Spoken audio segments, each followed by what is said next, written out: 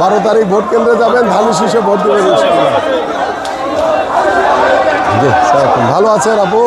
12 তারিখ ভোট কেন্দ্রে গিয়ে ধানের শীষে ভোট দিবেন, সবাইকে বলবেন।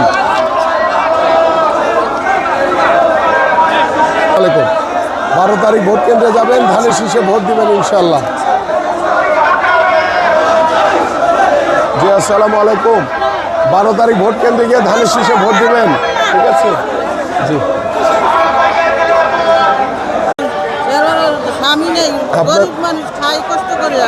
আপনাদের এই যে এরকম ফ্যামিলি কার্ড দেওয়া হবে, এটার এরকম পাবেন, এরকম আপনার ছবি থাকবে, 25 কেজি চাল।